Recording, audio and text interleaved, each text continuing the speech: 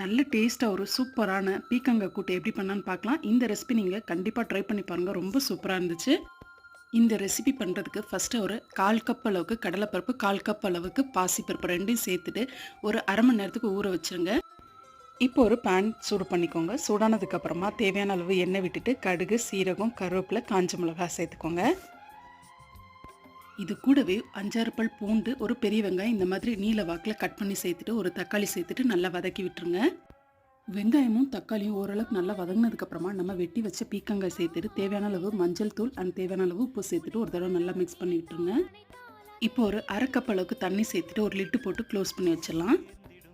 பீர்க்கங்காய் நல்லா வெந்ததுக்கப்புறமா நம்ம ஆல்ரெடி வேக வச்சுருந்தோம் இல்லையா, அந்த பருப்பு சேர்த்துட்டு ஒரு தடவை நல்லா மிக்ஸ் பண்ணி விட்டுருங்க.